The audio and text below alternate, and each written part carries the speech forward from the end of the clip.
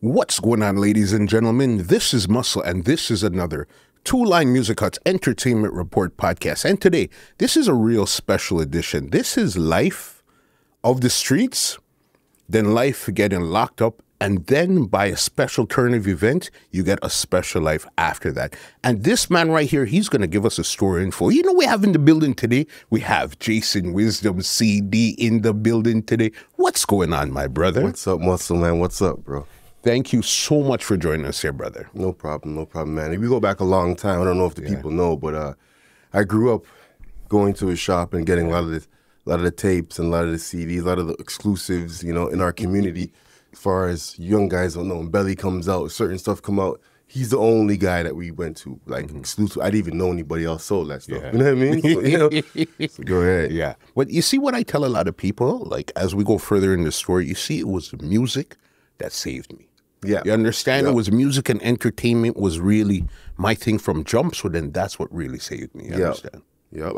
And that's, like I said, so we came and seen you at your shop, but a lot of the kids coming up, like, they don't know what to do yet. Yeah. Like, I was young and didn't really have a lane yet either. I played sports. Yeah. I did this, a little bit of that, but you don't really, it's hard to find out, like, what your lane is as a young man, you know, especially growing up in the hood with a lot of influences that are, like, easily to sway you, you know? So let's go into what was like a young Jason like. Yeah, I was good, you know. I was like, but I was really we grew up in the neighborhood. I was down with the guys. I had a lot of friends, you know what I mean. So we grew up together, and everything was tight like that, you know. They later turned it and said, "Oh, gang" and whatever. It later spiraled to this or that, whatever they wanted to call it. But they were all friends from before. I'm talking like grade 2, grade 3, growing up. So you knew each other, you knew each other's parents. Yeah. We're all in the same community. Sometimes I might stay at your house, get dinner over there. So, you know what I'm saying? So with that kind of camaraderie, you're not going to watch your brother go through a struggle and not really help him because you know him so well. You know what I'm saying? Like, I know his mom, and I know what would happen. I know we're both going to get in trouble if we do this. You know what I mean? We're both got the same type of parents. You know what I mean? Like, so yeah, that was growing up was good. Growing up in a neighborhood, I grew up in Galloway, which is, at the time, growing up was nice too. As far as I remember, it was different as far as the summers were like, there was things to do. That soccer going, the other guys had soccer tournaments, there was basketball, there was events, there was things going on outside. So like the community had soccer, or different communities come in, the Flemo guys come play soccer against us. These guys come to Chester, whatever the case may be, they all came and played at a little soccer league back in the day, which was nice growing up, be seeing stuff and learning, you know what I mean? Like seeing, I don't know how it is now, but I know it's not like that. Yeah. The kids coming up now, they definitely didn't grow up like outside at all. You know what I mean? It's the internet. That's where they see and do everything is via the internet. Yes. You know what I mean? Back then, we didn't have none of that. Yeah. Crazy. Galloway here and everything, you're growing up, you're doing the programs, the soccer, basketball, all of these stuff here. When did the street life really start to seep into your life, or you started to even notice it? Well, you know what? The common denominator in every hood and in life, hood, upper class, whatever, is money. So when you start getting old enough, like I was around 10, 11, when you start getting old enough, you want certain things. I grew up with my mom, single parent, my older brother. So like, you want certain things, you really put that back. We can't afford that. Too much money. But I'm saying like this money thing. Every minute was this money thing. You know what I'm saying? Like every minute, I can't do all this money thing. Watch when I get some money. You know what I mean? You understand? And that's just the natural of it. You know what I mean? Because I get it. Mom was trying, but she's doing her best. Like we have this stuff to buy. We gotta buy like the rent. We got this stuff. I'm buying no shoes for $200. Are you crazy? Like, that's nuts. I get it now as a man. I'm like, that's nuts. You know what I mean? Like, so I wasn't having. So that was, and then so in the community now, I see the older guys and they're similar to me, but they're a bit older. And I have an older brother that's, and he was a bit old. He hung around a bit older guys than him. So the culture came in. We seen in front of us. The crackheads, the prostitute, and the lifestyle was right in front of us. It wasn't a thing where it was like a big secret. And it wasn't like, sure, it's illegal, highly illegal, but in the community, it wasn't that. Because nothing's really going on. Because it's inside of the community. They weren't like getting people to come try drugs and ruin people. They make it seem like they're ruining the community. Community's here. People are coming and buying and going. You know what I mean? Like, so I started hanging around the older guys. Like I'd pull up on my bike and just like kind of just pull up. You know what I mean? I just just sit around, observe, and they'd be like, "Yo, and you go to the store." I'm like, "Yo, I'll go to McDonald's for them quick." I come back like 4 drinks, but I'm getting a meal.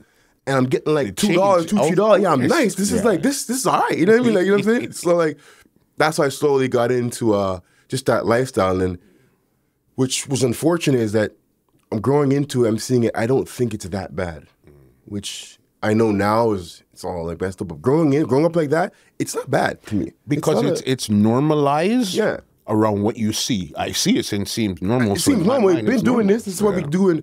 The money's good. And what else are we going to do? Yeah. Like, you know what I'm saying? Like, what else are we going to... So I kind of got involved earlier than I should have, being a bigger kid also. Yeah. So at about, let's say 12, my friends are like 15, 16. So they're starting to figure out. Yeah. And so I'm right up and on with them. All I do is follow, you know? So I got involved in the life. Which drug dealing was the main... Because I was a money guy. I'm going to be honest with you. Yeah. I wanted money. I wanted stuff. But remember, you said it stems from, it's not even blame. You just noticed that, okay, as a kid, we didn't really have the money like that. Yeah, so then the first thing you're trying to get is this money thing. Yeah, this money thing is just always a common denominator. Everything is always like, money for that. It's money. Everything is money. So I'm like, watch me in this money thing. You know what I mean? Like, you know what I'm saying? Well, I'm going to figure this money thing out so I can do what I want to do. You know what I mean?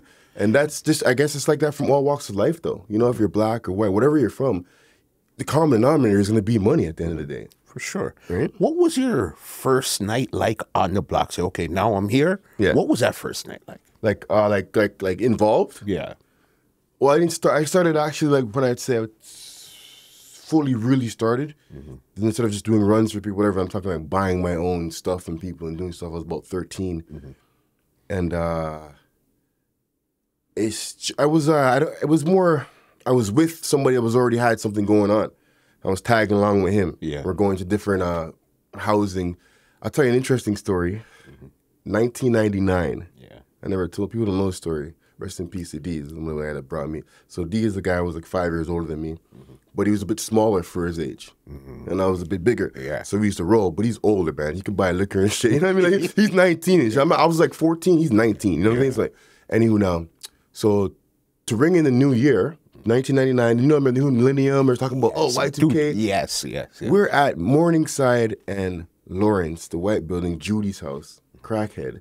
They're having a party with a bunch of crackheads, a bunch of friggin' Lakers port beers and shit and cigarettes, and we're in there selling. This is how I'm 14 at the time, I believe. This is how I'm coming into New Year. That celebration, millennium, was me and D and a bunch of crackheads. That's wild. That's wild. That when I look back at it, that's how I started the millennium, not knowing what would transpire later. I started off pretty fucked, you know what I mean? But it was just the money. It wasn't really we were violent people.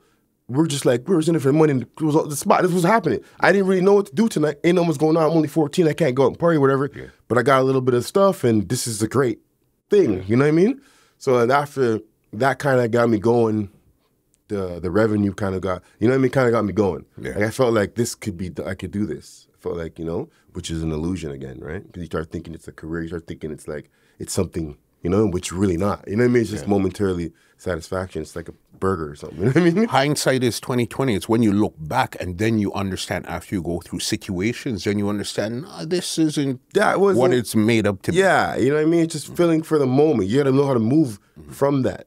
That's the problem where a lot of people didn't know how to pivot from, leave the game and go into something else. And then we ended up doing jail time and 2 months.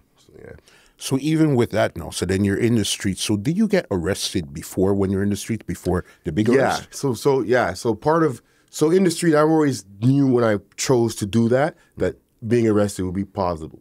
So I've been arrested a few times, YO a couple times for like dangerous driving. Yeah. TIAC, which is a zoo at the guys my age, you know, it's a young offender jail that was like, but they had it set up as a jail. It was an adult jail too. Okay. But this side would be like YO, it's Mimico. But the way it's set up, and at this time, I remember Oz was on there. Yes. So, and it's just, this is phase 2, so 16, 17. So everybody thinks they're a tough guy. It's a real tough guy. The guys I'm talking, the guys are what they'll know. Yeah. Real tough guy age group. You know what I'm saying? Everybody there's a real tough guy. You know what I mean? So that was a real interesting experience growing up. So a lot of the guys I met there, I met later in life. I'll tell you later on. You know what I mean? Like, you know, the bad kids, we stayed at the back. You know what I'm saying? Like, I know you when your name was like Jermaine and shit. Like, you know what I'm saying? Now we got like different names. Killer B. Yeah. Like, you Killer F. What up, dog? You know what I'm saying? Like, so I went there a few times on some dangerous driving. And then my first adult charge when I was 18 was the one charge I have on my record, which is possession for the purpose of trafficking. I got arrested downtown. we moved downtown at that time to sell drugs. That's part of the, I guess now the kids go like out of town, whatever. Back in those days, we've already conquered our little area. So it was downtown. I guess Queen and Sherburne was pretty much if you were a dealer, you know what I mean? If you were a guy. Quicker money. Yeah, there was the money. It was popping. But it's more cops, more money. It's everything. The greater risk, greater reward. It was everything on steroids, basically. Yeah. And there's everybody from the city there. Nobody's just open. You got the guys in Bleecker region. You got the West guys. It's whatever. You know what I mean? You got to be kind of a bull. You know what I mean? So anyways, we ended up down there, and I got arrested. One of the other guys on his total project, which was another unbelievable story. So I got arrested in Thanksgiving. I remember we were eating Thanksgiving dinner in the Don jail in the hole together. Yeah. And he was serving as undercover officer since Carabana. So this is 2003. So he's serving this undercover officer since Carabana. I guess Carabana is August, all the way up to October. Some 17 ounces bit of back and forth transaction. I'm like, you didn't know this guy was a cop? Yeah. So I go, me being young, I'm downtown, right? And he's one of the other guys from my neighborhood downtown. He's up the street. I go check him because I don't know anybody up there. And that's who I hang out with. We don't, I go check him. It's raid day. They're doing a thing. I get tied up with him. So I'm like, big dog, I didn't do shit. You got to plead. What's happening? You know what I'm saying? Like, you got to fix this. You know what I mean? Worst, long scenario, I get bail. I'm on house arrest. Against the advice of my lawyer, Richard Poole, and I shot him out, being a dumb kid, they offered me, you plead, we'll give you time served, probation, and we'll give you the money. They had like $7 grand for me. They'll give you the money back. And I'm like, oh, yeah. My lawyer's like, Jason, you have no record. What are you doing? You didn't do anything. Like, you literally came in. They have no case. Bro, sit it out for 6 more months, tough it out, stop being a punk. And I'm like, nah, I'm free. I'm on house arrest. I can't make no money like this. Cops pull me over and shit. You know what I mean? Like, because I house arrest, I breached 1, 2 times. You know what I mean? And I made that mistake, and that gave me a criminal record for a mistake. Okay. Yeah, which I was involved in life, but I made a mistake. Because, again, you're seeing things very short-sighted, because if you had to sit down for 6 months to really get this over with, life would have been so much simpler then. I can't see life. I can't see it. I couldn't understand 35, going to the border and going, which, you know what I mean? Like, I didn't understand. That wasn't part of your psyche, part of your plan. I don't care. I don't care. Yeah, I don't care. And the funny part is my lawyer is telling me, like, you don't know. Like, I beat this. This is all day. This is a beat. And I was on the road.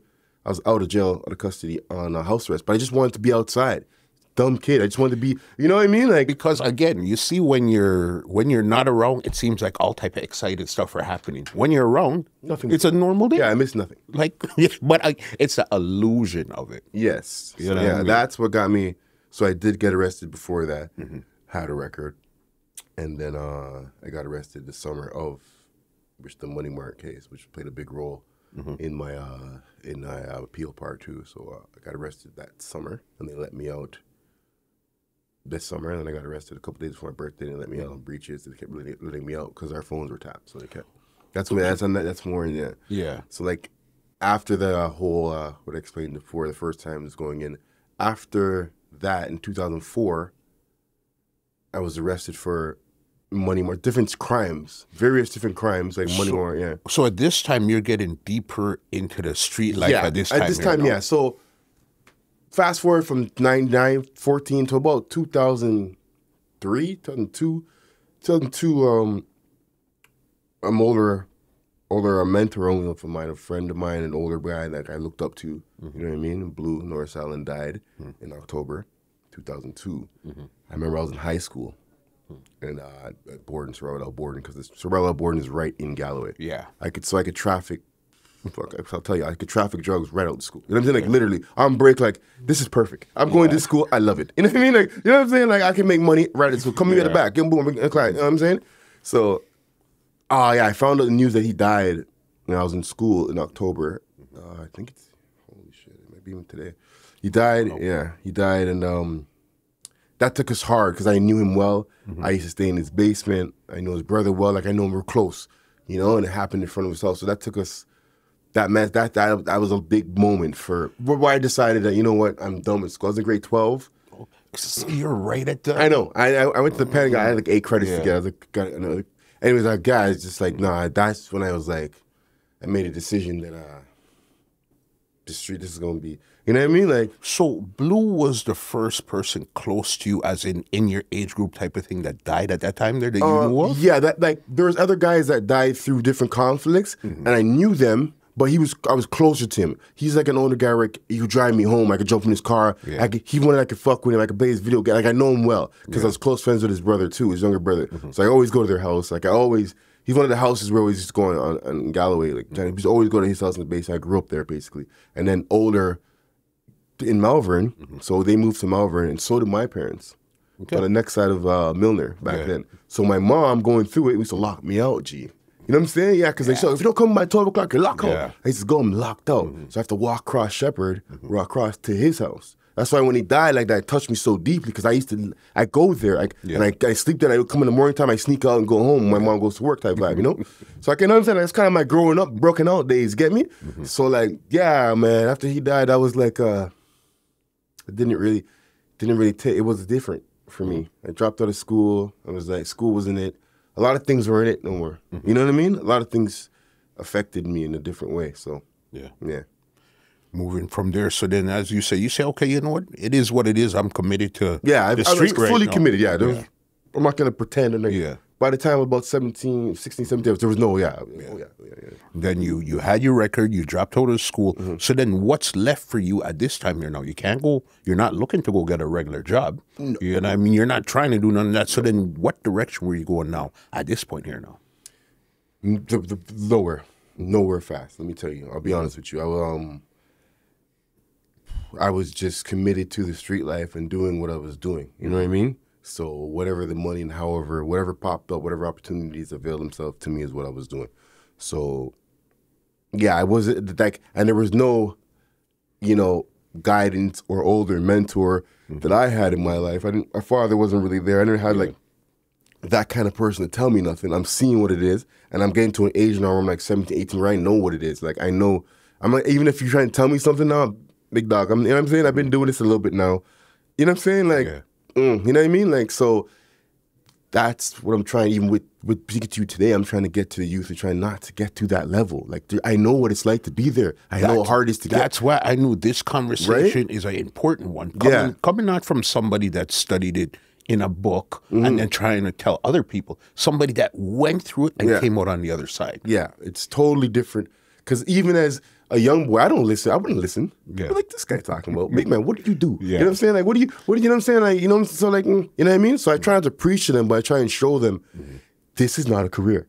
I hope you're not involved in it. But if you are, bro, it's not a career. You know what I want. Like, you know what I'm saying? You could end up doing 5 to 7 years of your life in jail, if not more. You know what I'm saying? Like, know what you're doing. You got what you got, take it and go. You know what I'm saying? Like, you know what I'm saying? What a lot of people don't realize, even if you're in that street life, a lot of times your skills are transferable. You could take those same skills and apply to something now legal. That's a very good point. My mom used to say the same thing because me and my brother were going in and out, you know what I mean, for a while. And she'd be like, yo, if you guys applied all that energy you guys do to the stupid street shit into something else, anything else, you know what I mean? It could have worked. And I thought about it, and she's right. Like, if I instead of being 18 and choosing streets or whatever, if I chose anything, who knows, making boxes. And by the time I'm 30, I would have been the box making captain or whatever. You know what I'm saying? I would have had a company like, nigga, you fucking up. You know what I mean? Remember, you're in your mind, you can't see so far. You were offered, just wait 6 months, and you couldn't wait 6 months. And you want me to wait 5 years? That was impossible. Impossible. And now here's the problem I see today too is poor kids. We never had phones flip open like that and see everybody's luxury life. Okay, and my phone was a Motorola. That wasn't even existed. Yeah. When I went to jail, none of that stuff was existed. So we didn't know how the upper life lived. So how all these private jets or everybody opened their phone is a girl showing her, or all that kind of life, jewelry, all this type of, you must be rich, you must be rich. So I'm telling these kids, we didn't even grow up like that. We're trying to get, so now all they see is like, if you're not this, that's all they see. Imagine. You're a loser. Can you imagine? We didn't grow up like that. Like, this is cool. And I seen that came on, I was like, yo, this is nuts. This makes you just, look, this guy's on a private jet. Yeah, but he earned it. He's not showing you he played ball his whole life and earned it. You know what I mean? They're not showing you. You're just seeing the next end. side. You're seeing the end result. Yeah, the happy result. You do not see the days where he's not, you know what I'm saying? So I'm like, and people are getting lost in it. The kids they're believing now, instead of going to college and getting a skill, I could be a YouTuber or something of the nature. You know what I mean? Yeah. So, many different ways of getting it. So then, all right, you're out in the streets here now. Yeah. You're really committed. So then you said something about Money Mart. Yes. Money Mart. So then this was all in the same time here now? Yeah. So now I'm out in the streets now. This is now when I'm about 18. It's 2004 summer. So this is after the murder in question that I was convicted of happened. So the murder happened in March. I'm still on the road. The police are investigating it. But what they did was they tapped the phones of a bunch of us, right? Okay. So cool, our phones were tapped. So during that time now, there's a robbery. And they're trying to use that, well, the way he calls, like, you called me and this guy calls him and this is what we're doing. So they're trying to use that as organization. This is how they organize. This is how the men get down. Yeah. And they're trying to bring that through to show the jury this is how they organize. It's so part of organization. We're saying, well, that's prejudice. They're saying it's prejudicial. We're saying that's prejudice to us because that happened after the murder. That post-date. So we could have learned that tactic after the murder. That's not germane to what happened before that. You know, it's ridiculous. So if it happened before, then you could use it. So we thought we had a pretty strong ground on that. So the judge.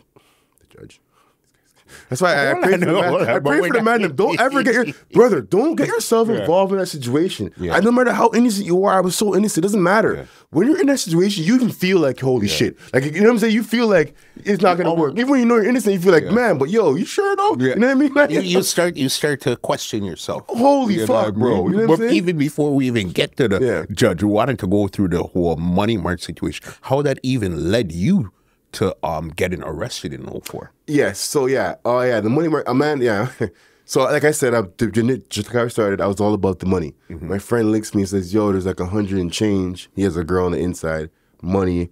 You know, we don't need no weapons. Just got to go there and like take the money from her type thing. So I'm like, what? I jumped. I couldn't have got to the ends faster. You know what I'm saying? Because the way we do it, like it's not no criminal. It's no mafia. It's nothing like that. If you're coming, you show up here, and whoever's here, we're going. And that's it. There's no cut. There's no upper echelon to the bigger guys. Are you crazy? You know what I'm saying? You weren't there, you're getting nothing. I'll buy your shoes, maybe. You know what I'm saying? Maybe. You know what I'm saying? So boom. I fly down there, get there now. I'm like, yeah, I'm about it. We go to the Hub Plaza there in Pickering, and it's not happy. The back and forth's not happening. Like it's getting weird. So I'm like, maybe we should leave. And one guy tries the door, and the whole world just like ended. Like, you know what I mean? The police came out of everywhere, and we couldn't understand what's going on. I'm like, yo, what kind of setup thing is this? But here the joke is. The joke is the guy that is in contact with the inside pert got away. Okay. So when they came and corralled us, he just like a different part in the lane. We ended up getting away. So we're like, yo. So me and the other guys like, yo, you think my boy said it? I'm like, nah, I wouldn't do that. Because again, this is all circumstance. Yeah. We're like, we can't understand. This is crazy. Like, what the fuck? Like, we're like, yo. So, and then, so we go, we need to get bail now. So I'm calling around, getting money to lawyers, getting bail. Them time there, we can pay this lawyer some of the money and go there, go get our sureties up.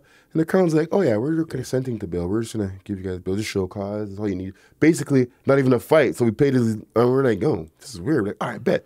And is that something that's usually normal? Or no, they would usually fight. No, normally it's they want a detention order, show cause, but they didn't want to tell us in the synopsis what the information was that had them out there because it ruined the case. We didn't know the phones are wired and there's an investigation project going on. So they neatly kept it quiet, and we're like, oh well, they were instructed by Toronto police to just give us bail. Get them back on road, get them back on those phones. You know what I mean? But what we did, we got back on road and we're like, yo, we had it though.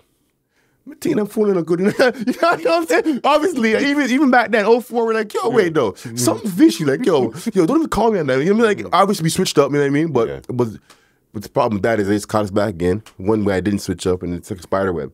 Yeah, it's expired. So I guess it's just a link. So if one is tapped, it's just whoever he contacts with is now. Yeah, back then they would link somebody and they'd be like, if say I called you, they'd be like, okay, Wisdom is talking to unidentified male because they don't know who you are yet. But then a man would be like, yo, who's that? Who that? Muscle? Yeah, man, a muscle like that. And like, we identified him as. You know what I'm saying? You know what I'm saying? So I'm like, nigga, like, so I learned so much from that whole time. And mind you, this is before, like, we had the phones, regular phones. Shit, nowadays, you know what I'm saying? I don't even want to know what they could. This is 04. So they were way ahead of advance. They had tracking devices on their cars. They bugged cars. They did all these things that we've seen in the movies back then. So when I was in prison watching The Wire, and in jail watching The Wire, I was like, wow, this is real. Wow, this is pretty much, this is more dramatized, but this is exactly what they were doing. Really this is exactly what they were like, you know what I mean? Like, I didn't even know they had this stuff for us little black guys. Yeah. You know, I was like, I didn't think we were like, but yeah. So you guys are back out. The phones are tapped. The phones are tapped. So then what happened from here on? So the phones are tapped now, and that's August. Coming to that's August.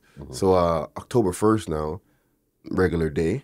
I go to the ends. It's still regular day. It's in Galloway. It's hot. There's cops everywhere type vibe. I go check my friends. Doors are kicked off, both sides. Gone. You know what I mean? Yeah. So I'm like, this, you do that as like the weed too. I'm like, oh, there's no weed. Oh, I guess there's no weed here today. But they left the weed. They didn't take the weed and shit. Yeah. Like, And so we're chilling. So I'm there, and the news comes on. Wow, I see the news. It's Omni, it's Chinese. They're speaking Asian. I see my picture. Wanted. And I'm like, yeah, every station has it. My phone keeps vibrating. And now it's going crazy, right? So I'm like, what is going on here? Because they didn't really do anything. Like, literally just didn't do nothing, you know? And then I talked to my pops, I believe. And I'm like, I guess for some direction, everybody's calling me. Yeah. So, and it was like, I'm going to turn myself in. I was planning, okay, let me just figure it out. Call my lawyer. I'll turn myself in because this participation in a criminal organization doesn't seem like nothing. I don't know what that is. Oh, so you had no clue what it was it's just participation in a criminal organization. Yeah. I'm like, what organization? What you talking about?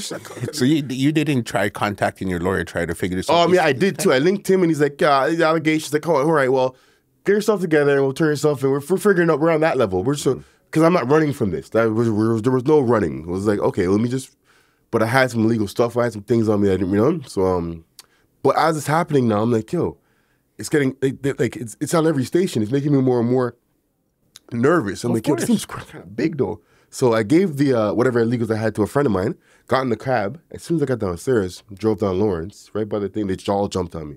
Everything stops. They all jump on me from like all angles. The cab man was in on it. He just stopped. He didn't pull over. Nobody pulled him over. The undercovers came behind him. The undercovers came in front of him. But I know them. I could tell that I know that car. I'm like, oh, that's, well, fuck. You know what I mean? Like, oh, fuck. You know what I mean? Like, they came right away. And I'm like, so, okay, my phone's like, so now I know my phone's tapped. This is ridiculous. Like, how? Like, okay, this is okay. Now I know my phone's tapped. And I'm trying to figure out, I get to the station, the other guys are there. A couple of my colleagues are already there. And I'm trying to figure out, like, yo, what does this even mean? And then my lawyer, it's new at the time. It's a new charge. And my lawyer's like, oh, we're going to try and get bail. And so I get arrested, and that's how that goes. While in there, I'm trying to go for a high court bail because low court, they overwhelmed them with charges. They made it like a big thing. So I'm trying to get bail in high court. The police call us all down. They shut the jail down, and they call us all. That's another thing they kept doing. So the ETF, the police, the mayor, the chief of police designated us P5. Okay. Making us basically ETF escort and pretty much like we see in the movies and shit. You come out, there's ETF everywhere. They bring you almost like super dangerous offenders. Super dangerous offenders for 5 years. If you're on the court like this, 5 years every day, court, anything.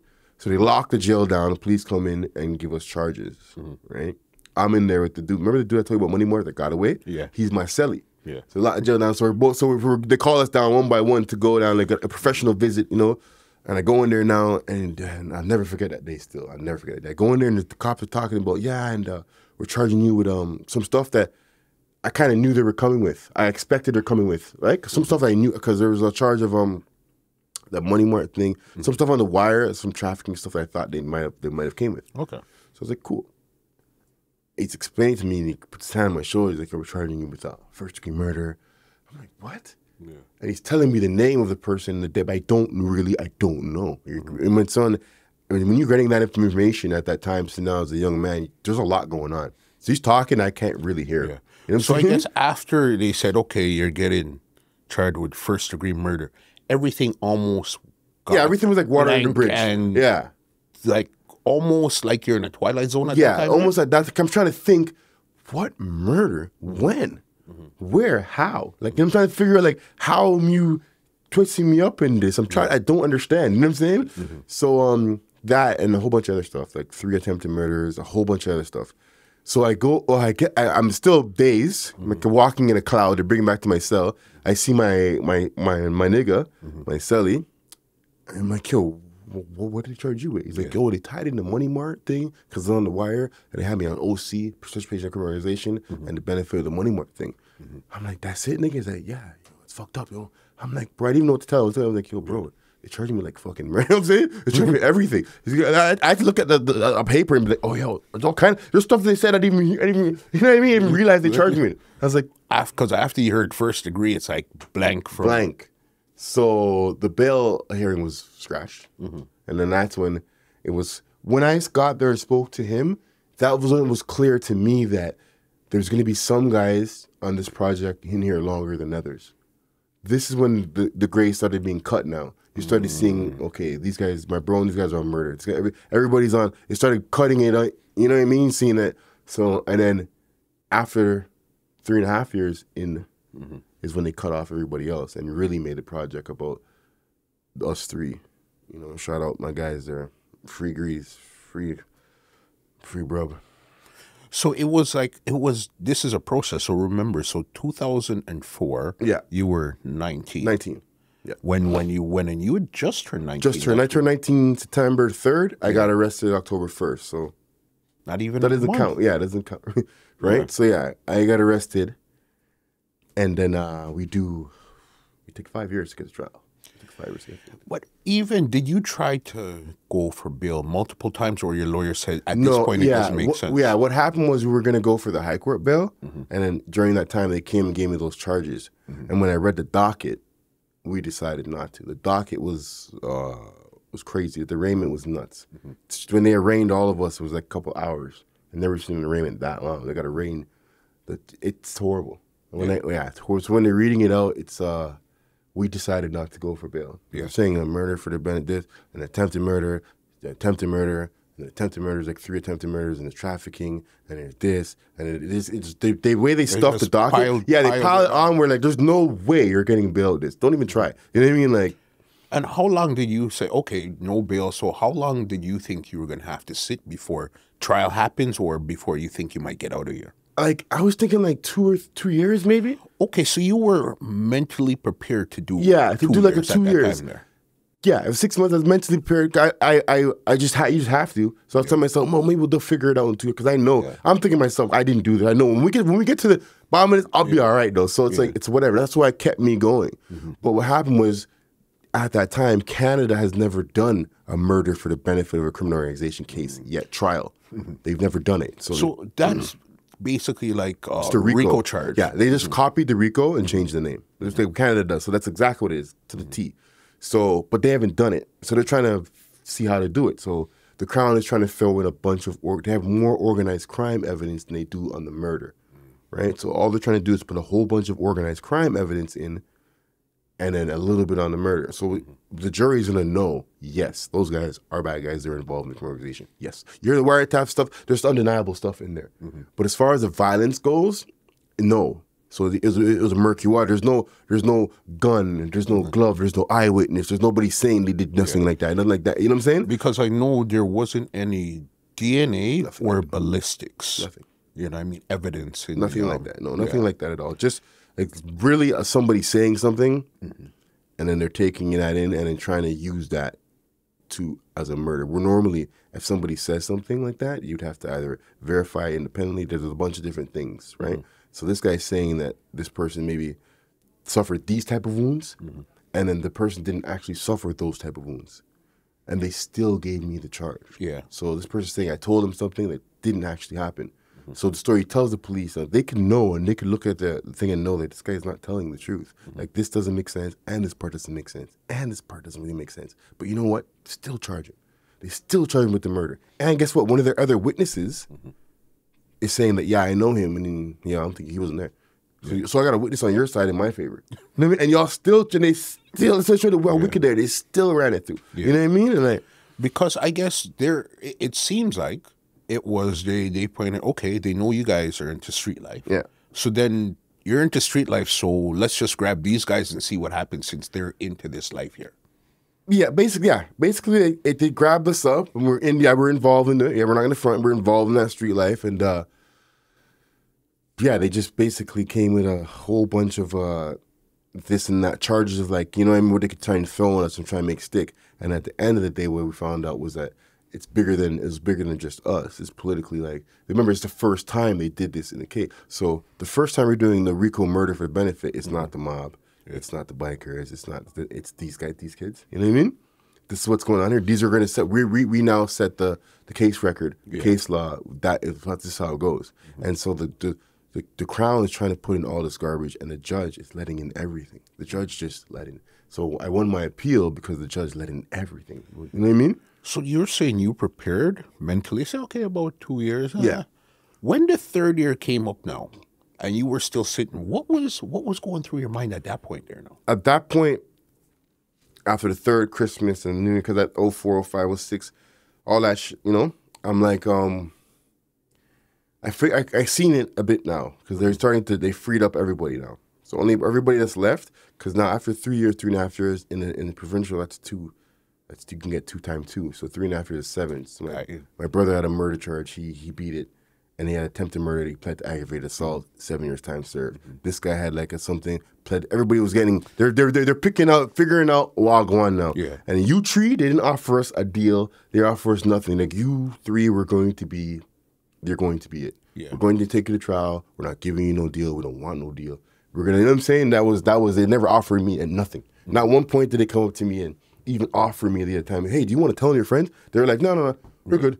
You know what I'm saying? Like, you know what I'm saying? Like, you know what I'm saying? I was like, so I'm like, all right, bet. You know what I mean? Like, so that was the project to take us to trial. That team of police and lawyers and what they did now. So they got 43 divisions built. They got all them officers. One of the Crowns, the judge. Everybody's life is great. Yeah. Everybody out of the case, everybody's life is great after that. You know what I mean? That's what interesting to find. You know what I mean?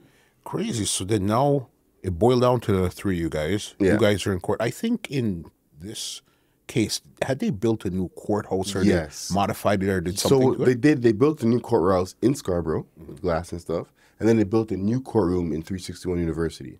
Right? I never seen the outside of. My mom was telling me that she's like, listen, first of all, when you go into court, you have to get searched and all that, right? Yeah. Cool. Then you go up the escalator, and then up in the front of the courtroom is a whole station where they're searching the lawyers, crowns. They never do that because they're members of the office of the court. They're searching them, they're searching everybody. The ETS walking around out there and shit. Fucking people are like, you know what I'm saying? My mom's like, bro, it looks terrible. Like, you can't lie. Like, the thing's terrible. Like, doesn't look good. You know what I'm saying? Like, and we're coming to court downtown from Don Jail with sirens on and shit. I don't think we need sirens, bro. You know what I'm saying? Sirens on and shit. But like after a while, I started getting used to it. It's exciting because we didn't get to go. We didn't get to see roads, so you can look out your little holes and be like, "Oh shit, we're going for it." You know what I mean? It's like a personal escort almost to court, right? So then, when did the trial actually start? Then, yeah. So the what they did was because I was new to the system too, right? So I didn't know this. So we left the East Detention after like 3.5 years. So like. I forgot what year it was. We left there 3.5. We went to the Don to do trial. They were going to the move to the Don because it's closer to downtown, so they're going to high court trial. Even that move was, they basically told me at court one morning, and they're going to pack up all your shit, you guys are not coming back.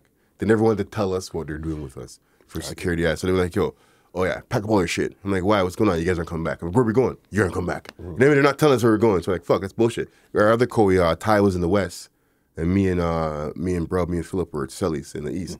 So like, boom, we get to court, and then they tell us, okay, you guys only from court, you guys going to Don Jail now today. So we ended up going to Don Jail, and sorry, what did you ask me? What did you ask me again? I think I forgot what you asked me. When the trial started. So yeah, that was, I think it was 2008 January. But that's pre-trial motions. They call it trial, but it's actually pre-trial motions. It was lasted 18 months. So the actual physical trial didn't happen until 09 June. 09, so 5 years in. Oh yeah. I did 5 years before I got to the pen. Oh yeah, 5 years before I got convicted. That whole case, because they never did it before, it took 5 years to run the system. Can you imagine that? Normally cases, a regular murder case, longest takes 2 years. Yeah. 5 years dead time, people don't really understand. It's unheard of because 5 years dead time is East Detention Center, Don Jail. You don't really supposed to do time in that in those jails. In those places. Yeah, you're not supposed to do that. It's more like pass by. Yeah, it's a pass through. You go to Penn. 3.5 years in the East, and then two years in the Don. And those jails were, Don's closed all. Those jails were done. Like they're done. Like it's. Yeah. If the guys that were there, it's a moment in time. It's not a thing to talk. It's not a brag thing. But the guys that were there and went through it at that time, it's a moment. You know what I mean? it was a different time. A lot of things happened, a lot of, you know what I mean? So that kind of prepared us for going where our other Everything. journey. So then trial came up now. What made you decide to testify on your own behalf in trial? Because remember, now, when you get on the stand, even if it's in your own behalf, streetway, it might almost seem like snitching. Oh, yeah. Even if I'm just Oh, yeah. here to tell my truth, which is nothing or whatever the case is. So how did you process that in your mind and said, okay, you know what? This is what I'm going to do, try to prove that I'm innocent. So I'm being young. I was like, fuck. So I had an alibi, right? And my lawyer is telling me, well, to use your alibi, you have to go in there and testify. And the way your case is, it's somebody saying that I allegedly confessed to them, which weak grounds I didn't actually do. That's the case. So if you're innocent, any innocent person will be able to show them like, yo, I didn't say that. This guy's a liar. You can't just sit back. This is the way this is the way he showed it to me. He's like, if you sit back and you're saying not guilty, but you're not saying nothing, it looks like you're just sitting back. That's what James Lockyer explained to me. He's like, yo, you don't really want to sit back. You want to go up there, and an innocent person goes up there and says, yo, doc, I didn't do this. It's murder. Right. And but the problem was I had a bunch of wiretaps of bad behavior. And I had wiretaps. I was even talking shit about my friends. You know how it is. You know what I mean? Like, you know what I'm saying? Like, you might get mad. Yeah. Unflattering wire. None of them are about like badness or violence or nothing, but it's unflattering shit where they want to now question me in to see if I would say what I meant by that, and I see if I would lie, because any lie ruins the whole alibi. Because that means if you're lying about this, what else are you lying about? So they had wires to try and cross me on, you know. So with the wiretaps, were there something that was they read from transcript, or they actually played those? Yeah, they played them. That was the worst. That was probably. That's why they built the courtrooms. So they built these courtrooms that's glass caged in. It looks like that. But what they also did, put in surround sound like a damn theater. Bro, I'll never forget it. It was like, shh, 294, we have a top calling on June 7th.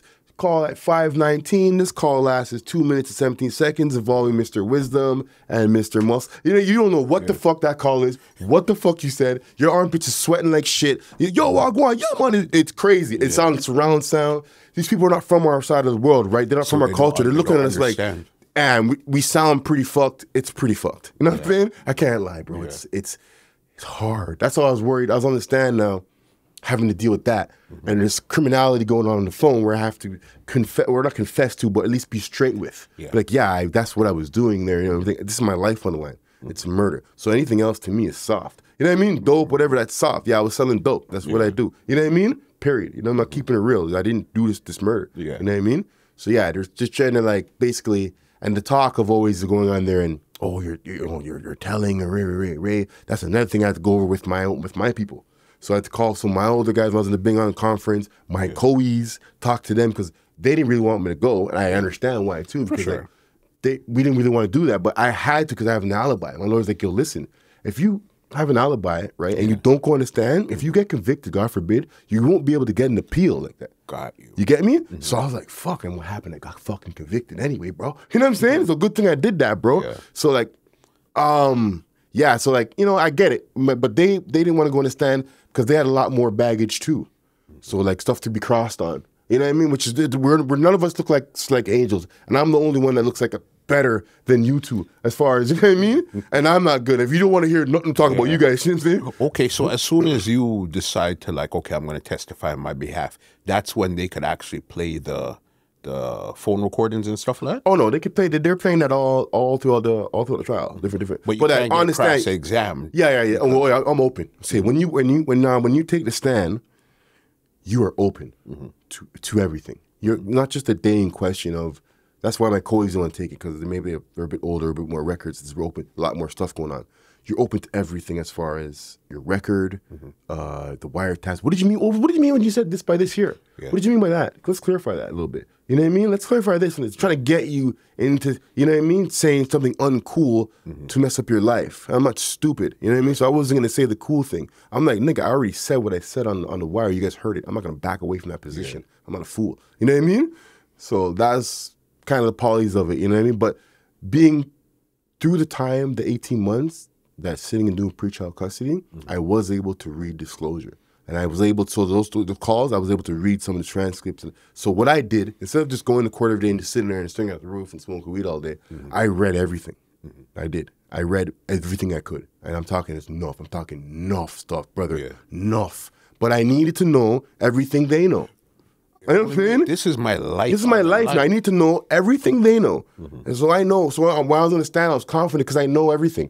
I know my life. I know this. I know what you guys have over there. Yeah. I know everything we're going. Me and my lawyer went over this. I know where you can go, where you can't go, what you could say. I know everything.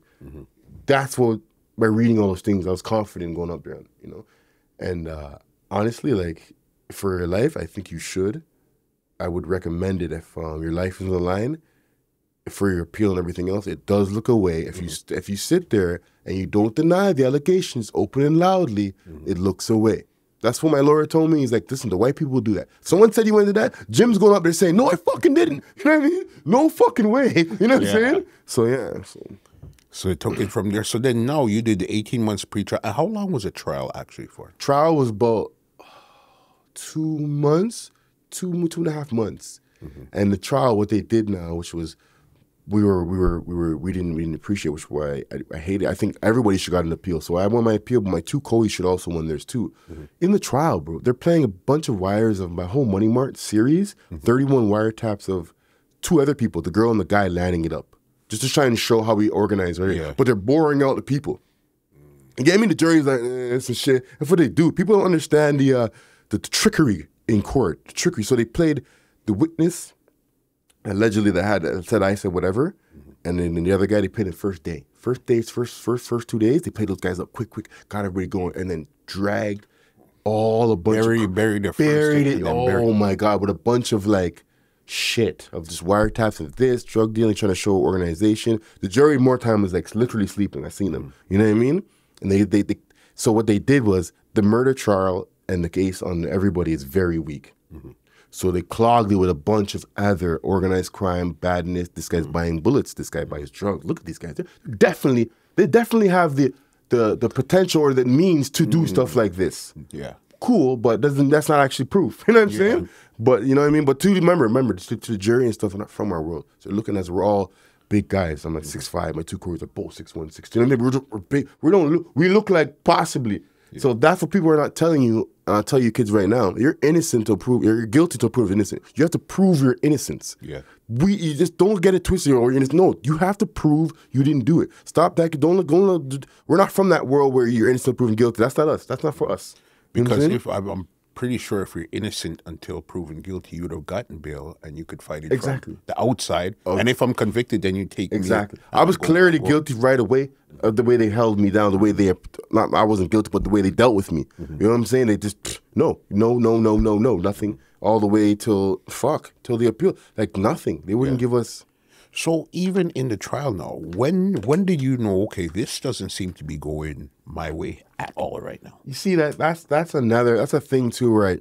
Man, I really understand because in the trial, things that were supposed to be like things that we actually, instead of the opposite of that, basically. So guys, he would understand, and he says he's supposed to be, he's going to say this, and that. He's saying some other shit, to do more shit, and we're getting at him even better. So there was parts in the trial where I believe that we did better than we thought we did. We thought we were going to. Yeah. So the witness, in my case, did some shit, tore him up. The other witness was going under recanting. A lot of stuff was going on. So like the trial actually like went better than I thought. Okay. If you could understand that, as far as like they're trying to do all what they're trying to do, but this guy's lying for no reason, and the lawyers are carting him up sick, and they're doing a good job. I felt like they're doing a good job of showing that he's a liar and shit like that.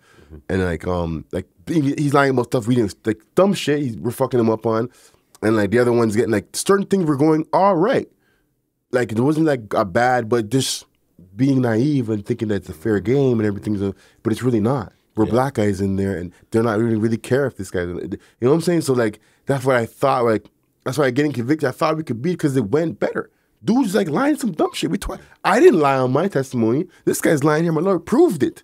He's like, yo, he proved it. We proved him to be a liar. Like proved like over and over, like over in different times where he would say shit. We're like, oh, was this guy there? Like, yeah, Muscle was there for sure. And we have paperwork knowing Muscle was not there. He's in jail. So we're gonna say it again. You know, are you sure Mike was there? Like, yeah, because you know what? It was Muscle's idea to even go there. Yeah. He's going even sicker. He's going even further. Yeah, even further. So I'm like, yo, we know he wasn't there. So we hit all these points.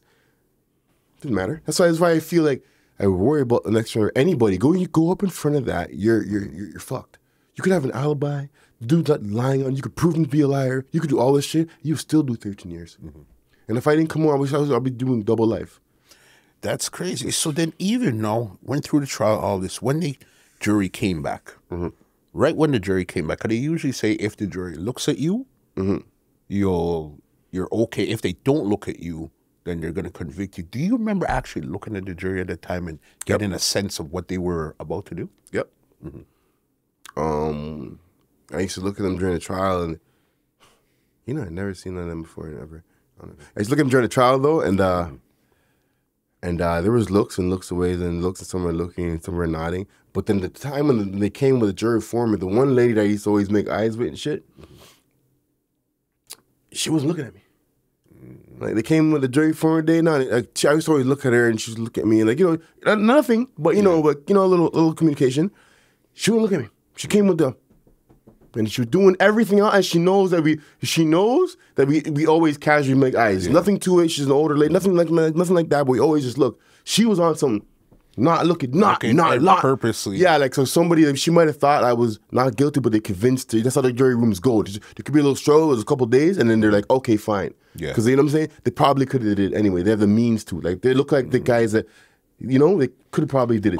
Possibly. Then nobody wants like an OJ thing, right? And these people, they don't want to free up the man that we're walking out of court like Tupac. That's what the whole world didn't want to see. You know what I mean? That's what we're not understanding. Yeah. Nobody, all this ETF, all this stuff here. Do you really think they're gonna fucking come to court and the bus out and walk out the thing stuff like a movie? You know what I'm saying? And we wanted it to happen like that, but bro, it just didn't seem realistic. Looking back, it didn't seem like that was not gonna happen. You know what I'm saying? Like, hell no. They spent way too much money.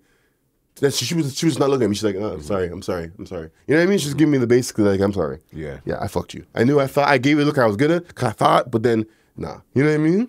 And then now when you heard, because the thing, I've never been to court, but whenever you see it on TV, it seems like they read all of these things before they come back with the guilty or not guilty. Yeah, oh yeah. You see that? It almost seems like it's an eternity of you guys reading these things. Just tell me if I'm guilty or not. And there's three of us too. So they have to go through all the guys. So they'd be like, count one on, ready, boom. So you just watched your mans you grew up with. We all grew up with brothers. Get a life sentence. See, and you're like, fuck. And it's the next man's turn. You're like, yo. I'm like, fuck. This is fucked. Like, this is actually happening. Like, I always thought during this whole 5 years that we were going to figure this out and shit. Yeah. Although it seemed unrealistic to get out with the ETF and stuff, but they did. I did thought we were gonna make. Bro, that was choked. That was one of the hardest days of my entire life. Still, you know what I mean? Yeah. I would say so, especially if you knew that going in, you felt like, okay, I'm sinking, and I can't get up. Then it's still gonna hit you harder. Life is.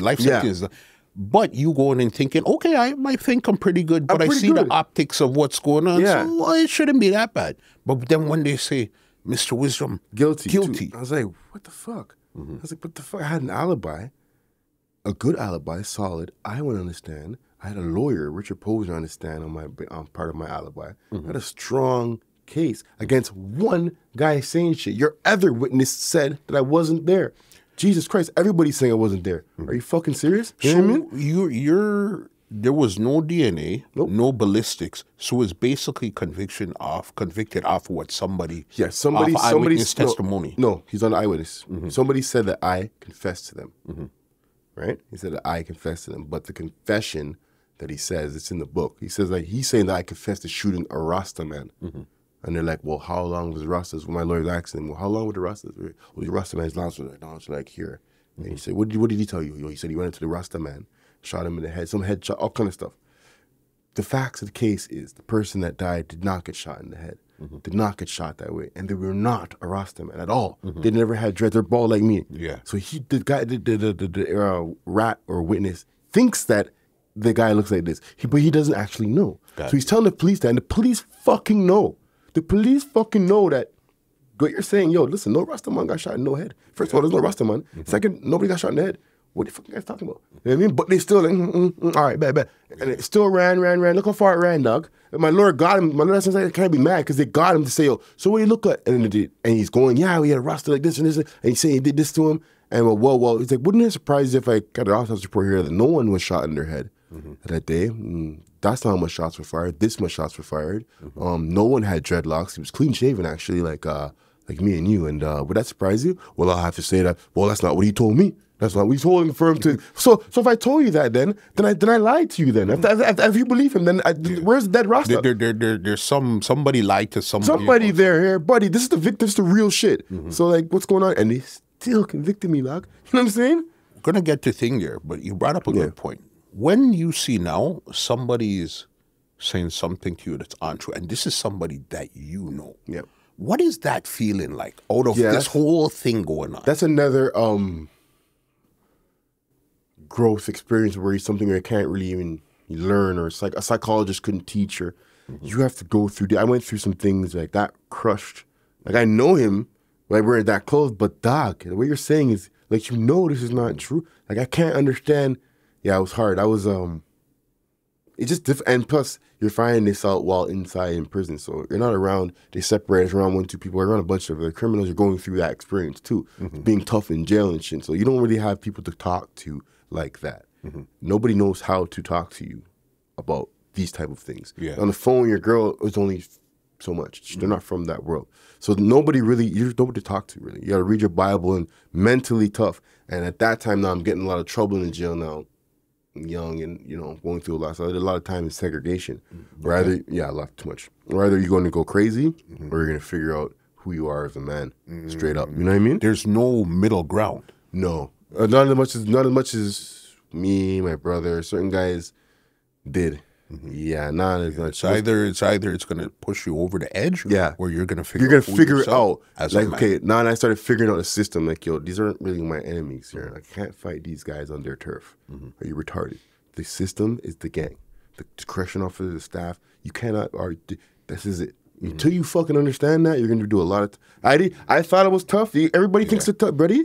One thing I tell you, corrections anywhere around the world, buddy, you're not tough for them. There's just so much. It's like the Matrix. They just keep coming. But you have to remember, you're inside of their thing. Yeah, like I was still naive, thinking like we're not getting the fact that, buddy, you're gonna tough guy they could put you in a hole and not make the nurse see you for. They could do anything. I'm not gonna get into certain things, but they could do all kind of stuff where.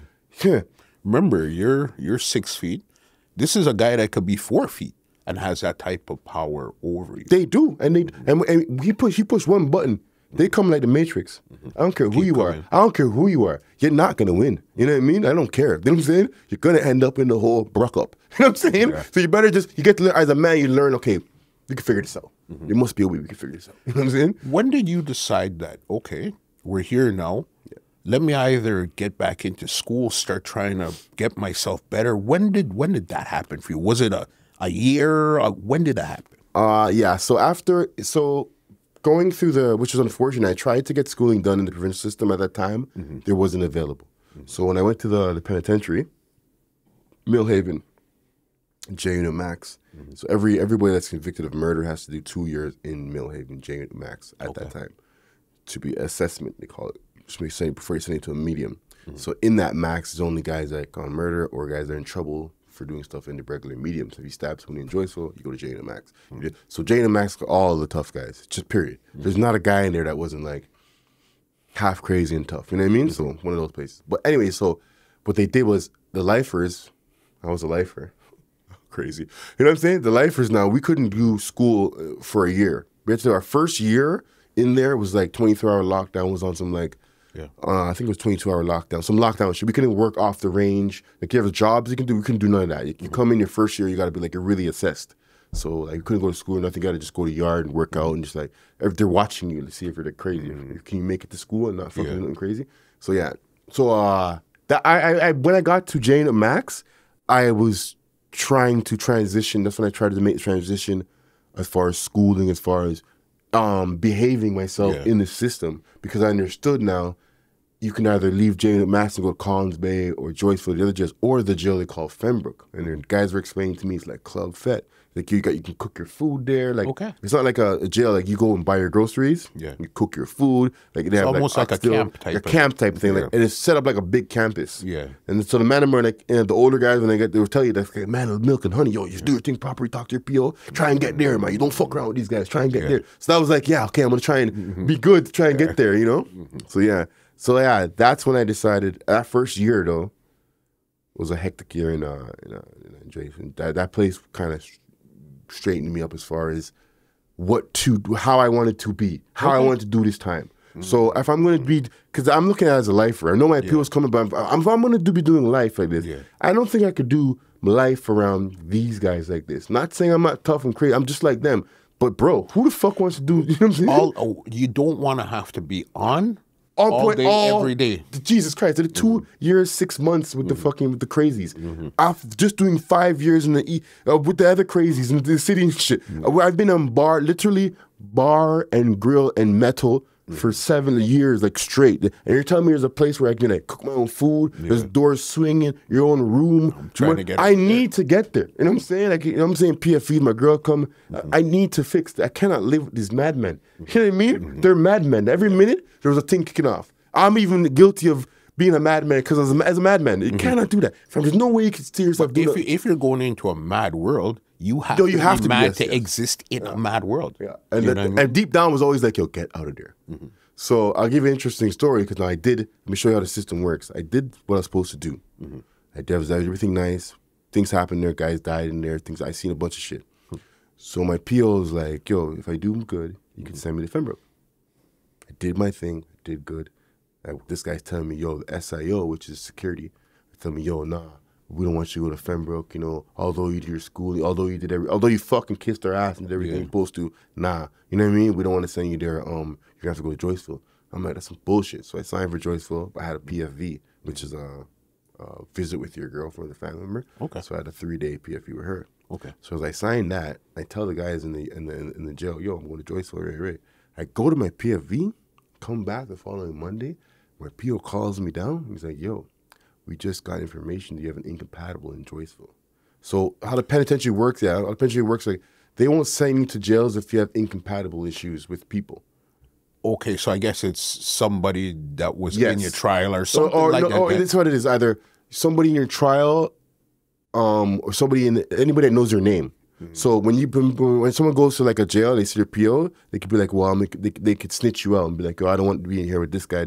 So it could be from the jail. We did 5 years in the bucket. That 5 years in the bucket was a lot of stuff, a lot of enemies, a lot of stuff happened. You know what I mean? So I had an incompatible in Collins Bay, and then an incompatible in Joyceville. All of a sudden, because Joyceville was fine, they checked it. Yeah. Everything was fine. When I went back and told the man I was going to Joyceville.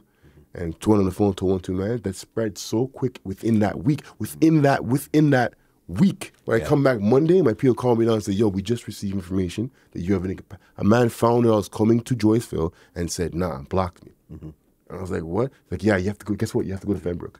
I was like, yeah, that works. I was like, you post these guys, they tried to hate on me, it's everything right? And look, they know, ha ha, you know what I mean? Like, ha, fuckers, you know what I mean? I was so happy. I was like, good. He was like, I was like, I couldn't believe it. I was like, sick. He guys tried to fucking, I was like, who's in Joyful? Who did that anyway? Because I had a couple guys, my friends that I knew over there.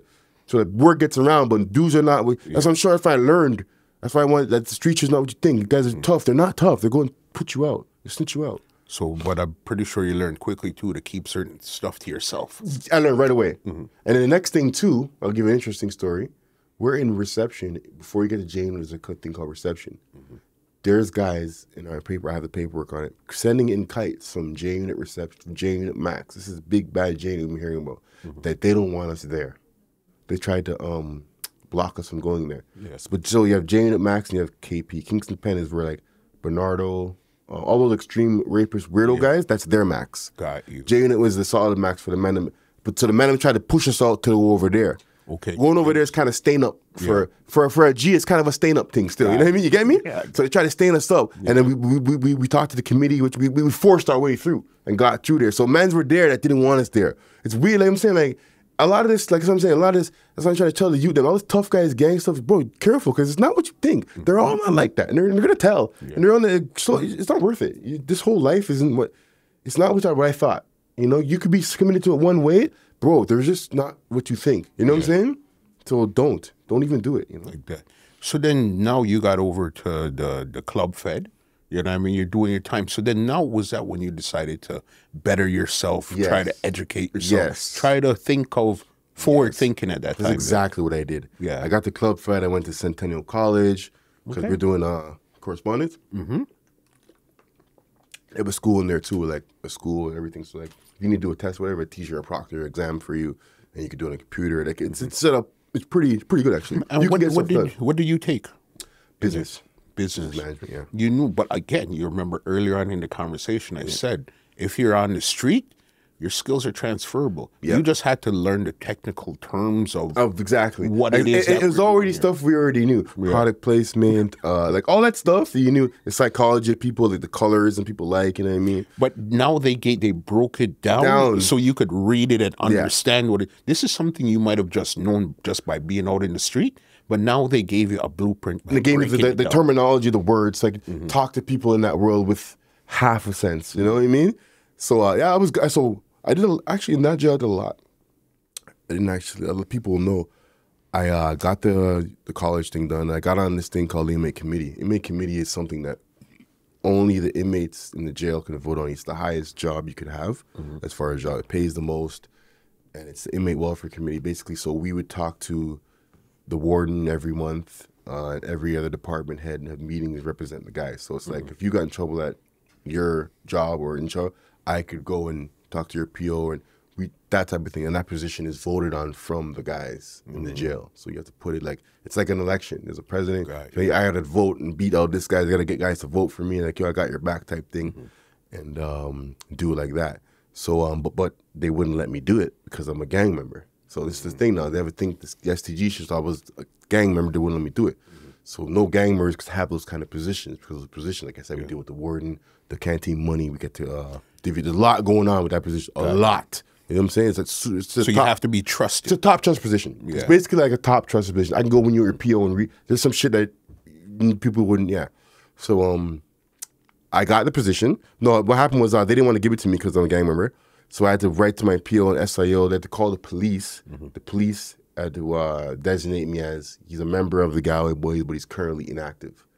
So with that inactive, it's now me an STG to have a position of that. I was the first guy in Canada to do that. You know what I'm saying? Like there's nobody done that. Yeah. There's because everybody there's no gang member on the committee. None of them know me. I'm on the committee, vice chair. They're like, see, he's on the committee. Like, yo, yeah. Like, I'm setting ground. You know what I mean? I'm letting, this is new shit. This is big. People don't know, but this is big. You know what I mean? Because on the committee now, the canteen makes money, and we're in charge of the money that we make. In prison, we make 10% off of everything off of that sale. So there's a money there. Okay. So I'm going to the account. There's like 60 grand in the account. So our job now as committees, we write proposals to the warden, like, yo, the gym is this way, it's dilapidated, we need new way. So I got there now, you know me, I'm a baller. Basketball courts, fucking wooden backboards, all this crap. I got on the committee, bro, glass backboards, NBA rims. I went online, FIBA thing with the social development part, you can go online, you can pick out the things, and they have the money now, so you can fuck with it. So now I talked to everybody in jail. A lot of my boys play hockey, a lot of white guys, a lot of black guys like play hockey, got some hockey stuff. Yo, treadmill, better treadmill. Like, it's basically for the, you spend the money for the, you know what I mean? Yeah. And so like, that was a big thing there, like where I could have chose to just be convicted and be an asshole and be mad and wait for my appeal and kick rocks all day long, or I could choose to help. So part of that job too was where like I take guys to their POs, some guys I would never talk to. In the provincial system, you have some rapists and certain people that I don't deal with, period. So when I got in the committee, committee's open, like you got to deal with everybody, you know what I mean? So I'm in meetings with this guy and his shit is fucked up. You know, I probably wouldn't fucking, you know what I mean, fuck with this guy. But you know what? Since we're all convicts, I was able to get that through my head. We're all on this side, and that's that side. So since we're on this side, let's just work with, I'm not letting them punk you off. Yeah. Although that kind of shit, I seen your paperwork, some fuckers still. Yeah. But look at them, tell the man them, but yo, you know what I'm saying? You know what I'm saying? But I'm not gonna do it like that. I grew up. Yeah. I grew up. Me in the East and the Dom probably wouldn't have did that. We probably would have jumped on you type thing, you know what I mean? But I grew up and I was like, nah, this is the fight. This is the fight. The fight is them and us. not us. How much time do we need to keep doing this, bro? Us and us and us and us, and watching them looking at us. Same thing out here. Same thing. It's general, you know. That's not the fight. You know, that your brother is not your fight. You know. So you did your time and all this. So then now, how fast or how slow was your appeal? Forever. Fucking 09, I didn't get out to 2017. The appeal started in 09. 09, I got convicted. We started it right away. Yeah. And I didn't get out to 2017, October 5th. So 8 years after the fact. Ridiculous, bro. They said there was going to be 18 months. Then they said 2 years. That, yo, like that. Another, you know what it's like to call your people every Christmas or birthday, but to say, I don't even have anything to say anymore. Oh, well, next year, because the appeal said, hey, we did that 2011. Yeah. It was 2012, 13, 14, 15. I'm watching, like, I watched LeBron James' whole career in jail. You know what I'm saying? Like, I've watched wild to think about. Yeah, I watched from, I remember Detroit, we're in the East banging on the glass when they lost to Detroit when he was a young boy. Like, I've been watching, it's crazy. Like, when I think about, that's one thing that bothers me still, like, losing my 20s like that.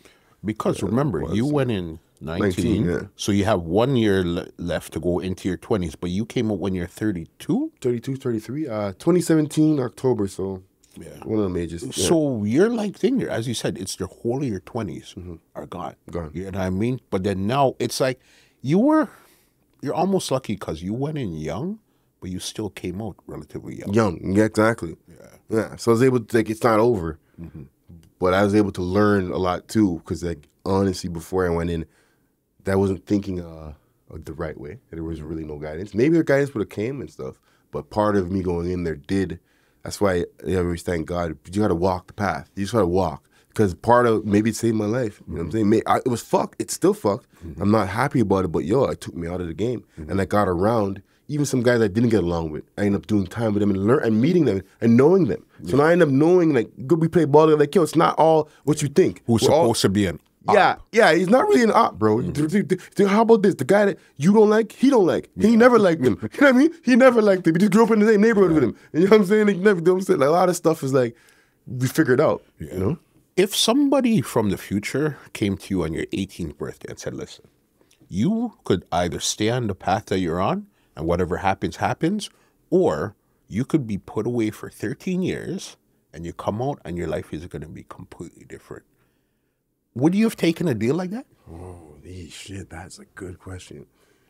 Honestly, I'm going to say yeah, because I know what I was doing before I got arrested for this.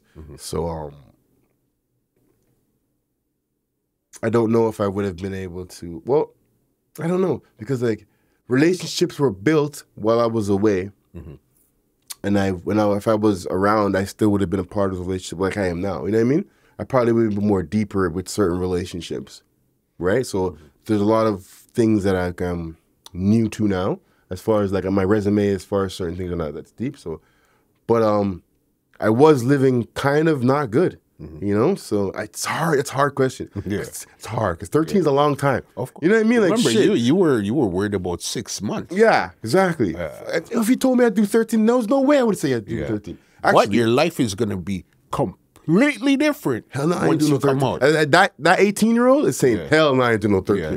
You crazy, I'll nigga. just I ain't stick on doing this 13 path. months. Yeah, I'll just stick on this path. And I'll try and figure it out. Guy, you told me this, I'm going to try and move smarter. Like that.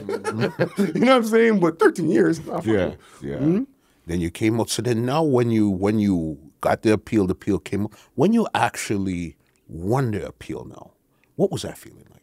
Oh, man, that was crazy. It was crazy. Because, man, so I got to give you some backup. So in the pen now, your PO is, like, in charge of telling you what to do your correctional plan. And part of your correctional plan is accountability.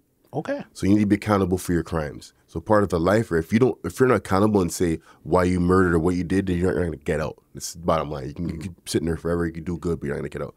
So I had accountability issues because I said I had an appeal and I didn't do it. And she's like, yeah, okay, but everybody didn't do it. Yeah, and then that's what I understood with her. She was like, listen, Jason, everybody says this shit. Like, okay, I get it, but I'm gonna move my appeal this time. She's like, yeah, okay. How's your appeal going? Year 2, year 3. Mind you, they've been clowning me for a bit, you know what I mean? So when I got that thing, wisdom, your lawyer wants you to call him. I was like, yeah, got the call. Yeah. Oh my God, bro, I don't even know what that felt like, bro. I faded off, man. I almost fell. And he's so direct. James was like, yes, Jason, we won. We got a decision. You know what I'm saying? Like, he was just so, like, affirmative. Like, that's something, we got it. You know, we're taking you over. Oh, I'm talking to him. This guy's like, wisdom, red bag. And I'm saying, you're going to provincial. Can start over again. I'm like, oh, shit, they're moving this fast? Like, it's fast. I'm like, oh, shit. It was like almost a snail and then just lightning speed. Boom, lightning speed. And then now, so, but it was interesting because, like, I called my brother. My brother was in Collins Bay at the time with my Coey, with Philip Atkins, with Brub. So, and like, you know, like, it's fucked. They didn't win their appeal, too. So that's just fucked up, you know? So, like, he's happy for me, but they didn't win theirs. And it's fucked, you know? And then, so we got I talked to him and Ty. We all talked. We always just talk on conference. Yeah, it's a hard feeling. You know, it's hard. I know they should be with me. It's hard. You know what I mean? Like, you're happy, but fuck, yo. Like, you know what I'm saying? Like, you don't get time to even enjoy the happiness. No. Okay, I'm going home, but who I came in with here is not going home. So it's fucked. And then now they're running me off the phone, telling me to get the fucking thing, go to Penitang, go back to the East End Center, and do this whole thing again. So I'm thinking I have to do the whole dance again, right? So yeah, the feeling though is, fuck, man. That's never, wow. I don't think I could ever compare that feeling to anything. Yeah. You know what I mean? Not money, and remember, not this was just an appeal. This wasn't, okay, not guilty. This was just winning the appeal. Winning the chance to fight again. Yeah. Yeah. So the chance to go back to the provincial system, back to the bucket, where that was another experience. And I was like, this is crazy. I left it so long ago. I left it in 09, came back 2017. That's a long time. The pen is different. The pen, one thing, they give you the respect. You're doing a long time to give you some respect. So you're allowed to get certain things. You have a TV in your cell, pop. You have certain things you can buy. Like, you're living here. We get it. So we're not, like, you know what I'm saying? In those detention centers, you're passing through. So they're giving you soap. Like, you can't even buy, like, Herbalife. The pen, you could buy, like, some good shampoo. You're really living like a dog. Like, when I came back and seen it, like, remembered, like, yo, this is how they have us living. It was harder for me. After I did 5 years in it, it was like, oh, no, this is ridiculous. I got to either figure this out, go back to the pen. I cannot stay like this. This is nuts. I'm not doing 5 years around these guys again. No way. You know what I'm saying? Like, no way. So they tricked me. They told me they were going to do a new trial, and that's the case. And then they called me for court one morning. And that was they just told me that my lawyer was like, okay, we're going to push it over. It's their first appearance. So when you come to your first appearance, it's always really nothing. Your first real appearance is like just nothing. You know what I mean? We go there, my lawyer's not there.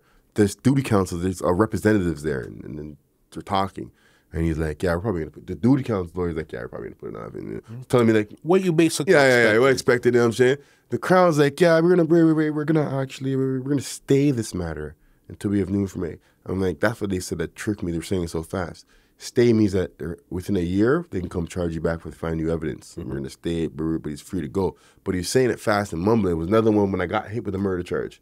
But zoomed in, zoomed out. I was just hearing, everybody's talking, and nobody's really looking at me, bro. Like, this is the system, like, everybody's doing what they're doing about me and shit, but nobody's like looking at me, okay, you can go there. Everybody's doing, I'm looking at everybody like, yo, you're almost confused at this point. So I look at the CEO, like, CEO. He's like, yo, you have anything else? A jacket, anything in your girl? I'm like, yo, I have a jacket, I'm not going after nothing. I'm like, what? Yeah, like, get me out. I had the lawyer representative guy to talk to him and get the phone and, like, literally talk to me for, like, 2 minutes. Like, talk me into, like, mind you, I'm out of the jail now. Like, out of jail, I'm in the court, like, behind the scenes, where you guys feel like I'm free and unhandcuffed, but I don't know what to do, because I don't know, I have to call my mom, I don't know where I live, I don't know anything, I don't have no money. And my lawyer is pissed, because the Crown, she's been a lawyer for over 30-something years. The Crown, they know each other. They tell you heads up, your lawyer, this is what we're going to do, this is what we're going to do. They didn't tell him nothing. And that's an idiot thing, because that's me come out of jail for 13 years, I have nothing. No family, no car, no nothing, nobody. I'm coming out walking on university, I have to clean around. But the lawyer talked to me and showed me, like, it took me a couple seconds to, like, I couldn't understand, like, I couldn't get, like, I'm sitting in the back. What was going on? And he's talking to me, he's giving me a phone, his phone, to call somebody, to call, like, my mom, call somebody. And I don't even remember the number, because I don't have my phone book on me and shit. I'm trying to remember, like, I don't remember. One number I did remember, like, my mom's, I remember. I called her, and I told him to take a cab there and shit. Like, I didn't even, that's it. You know what I mean? I'm like, yo. So, yeah, and I'm driving home. I don't even know the address. I don't know where I'm going. The buildings are different. Everything's different. Everything. That was a spin and a half. Driving. Well, I just realized when I was driving on, I think I was up the DVP. I think I was like, wow. I'm really out here still. Holy, this is crazy. This fresh air. Yeah, this is crazy. This is Yeah. crazy. I was like, yo, this is crazy. Like, it's crazy, man. Wow, man. That was, fuck. I can't even explain it. The feeling of that, like, I don't think I'll ever feel like that again. Yeah. Those certain feelings in life, there's nothing. You could give me 10 mil right now and be like, oh, sick. Yeah. But it's different. That feeling was like, man. I'm out. Oh, man. You know how much I begged for this? You know, like, every night I used to pray, like, if I can just. And it's here. Father. And that's why I feel it for the guys in there, because a lot of, the youth need to know is a lot of guys in there, dog, are begging. They loved, like, yo, I wish I never, you know what I mean? Or you know what I mean? They're dying for that opportunity. Yeah. People don't understand. They just don't get it. You know what I mean? And that's why I wanted to have this conversation with you. Yes. Again, somebody you didn't study it in a book and then you're going to come tell it to me. You went through it. Yeah. You know what I mean? Oh, yeah. You said that the Crown, they said that the charges were stayed. Yes. Okay. What was because I know it stayed for 12 months. Yes. What was that first year out for you still thinking that this thing is still hanging? Oh, no, I didn't think about it at all. I thought it was pretty much so. Because we knew the case now. They stayed at, let me explain. Part of what the appeal came back now, and the grounds that the appeal came back under, crippled the Crown's case. The Crown already had a weak case. And now the appeal court, why I won my appeal, they used to the money mark case was prejudicious by bringing that in when it happened after it. That's when my Coleys now, although it was prejudice against them as far as that, but they weren't a part of that. They were already in jail. They weren't a part of that money mark case. That's why they didn't get to win. That's why I won. You get me? That's why I won on a loophole. Obviously, I'm not guilty, but they used that loophole to separate the. You get me? So that's what. So with that being said, what their recommendation was, we knew the Crown had very no bullets. Now you can't bring that in. So all those 31 wiretaps you guys brought in was trash. Can't bring that in there. A lot of, you know what I'm saying? So they use that case to fog up the waters a lot, especially on me. So now the Crown has no bullets. So like, yo, give me a year to see if I can find 2 more shots. You know what I mean? Like, you know what I'm saying? But yeah, nothing's not going in for you. Like, you know what I'm saying? It's over for me. And I knew that. I was like, as soon as I got out, I was like, oh, they're not coming back for me because there's nothing. I didn't actually do this, and there's really nothing. Like, I know this. I'm in my heart. So I was living my life. Oh, yeah, right away. Yeah. And the thing with it, because remember, once you're inside now, this is when everybody on the outside is blowing up now as artists. Because when you went in, you have some people put out some mixtapes and it was cool and stuff like that. But now this is really, really happening. That was like the amazing, that's another hard part of the time, too. I'm watching, and I'm like, yo, shit, no, I watch Rap City, I see Preem doing this thing. I'm like, yeah, I always thought Preem was good rap. I'm like, good. I'm like, yeah, all right, good. Then, and then like, yo, I know this guy, and I was next time, yo, Drake, he's good. I'm like, yo, who's this guy, Drake? Look, I'm like, yo, he's good still. Yeah. And I keep seeing it. And I'm like, yo, but I genuinely, like me, everybody, he's genuinely good. Like, we all like it. We're all like, yo, this guy's fucking sick. You know what I mean? And then we see like the Tories, everybody, the city, the weekend, we're like, yo, the cities, we're like, whoa, like, and it's like good music. Like, so in the pen now, we have to buy the video, the discs, CDs. We don't have like MP3s, so you have to put it in your disc, man, while you're doing your pull-ups and shit. So I used to always buy them, the CDs, and I used to read the book. Okay, like the credits. Like where who produced it, who engineered it, where they did it. In jail, prison. So you got time on your hands. You go and study shit, read shit, you teach yourself shit. Listen to certain beats and be like, God, I like that. What's that? Okay, that's the 808. That's how they do it. Okay, yeah, that guy's hooked up. The melody's weak though. You know what I mean? Like you get to learn things because you're taking it in. You're studying. You're not passively listening. Yes. You're now studying it. So now, like, I used to work out a lot with my Discman and my headphones. That's where you could really listen to music. So yeah, I'm seeing all the guys blow up and shit. It's amazing. I'm like, bro, I have to go home. Yeah. I'm like, I have to get out. Like, this is crazy. It's so nuts, man. I couldn't believe it. Yeah. So then when you got out now, what were some of your first moves when you were out now to reestablish your life now as a man, no longer as a teenager? Yeah. As a grown man. So when I first came out, get clothes, get fresh, get all of that. Like I said, I knew all the guys. I haven't met the boy at that time, so I met him a couple days after, like, when they came out, which is cool because he's friends of friends, so we all cool. So yeah, that was all cool, and I went to dinner, my boys' dinner. October I came home, so I came home October 5th, so that's a big month for all the guys, right? So I came on, was just thrown into all of that, so I was able to meet and do I didn't remember all kinds of stuff. It was just going and going and go. Like, you know? So, yeah, I came home and I went on a couple of vacations. I did everything I could, man. Yeah. I went around the world once or twice. You know what I mean? Like, you know what I mean? Like, were you traveling before you actually got locked up? Did you actually leave your block or downtown before you got locked up? No, that's the thing. Well, Niagara Falls, maybe. That's the that's the joke of like that whole life. Like you really, like what was I going to do? What was my plan? Was I planning on doing that forever? Like what was I going to do? You know what I mean? Like that was so, what was I doing? Like you think back, like what was I doing? You know? Because, and then like on vacation now, like some of the stuff, like the vacation, all inclusive, whatever, it's not what you think is expensive. Like back when I was a kid, we could have been doing this stuff. The trap, we could have been doing this. We're stuck in the hood. Like we had no sense. Yeah. You could have just took a little money and went on a little vacation to go step your foot in some sand, look a bit you. You know what I mean? Like you're so dumb. You know what I mean? And I believe I was drugging and stuff. I never had a purpose. I was just trapping because it was just getting money. Yeah. I never really had a goal, a design where I'm gonna get this goal out. Dude, I had no plan, and that's a problem. You know what I mean? Like, you can't be involved in that kind of world with no plan. You shouldn't be involved in the first place. Second, you got no plan. You're going to die, or you know what I'm saying? You're not really doing nothing. You just wanders, you know? Yeah. So that's when I never had a plan, and yeah, they got me. They got me in the system. You know what I mean? They fucked me up. Because the funny thing with it, I've seen you all over the place. I've seen you on private jets. Yeah. I've seen you from going to court to courtside. I know. You understand? Several times. And that right there is amazing. And that's why I said, listen, I'm going to speak to somebody like you. And again, I'm not sure if you realize how important your last name is, brother. I know, eh?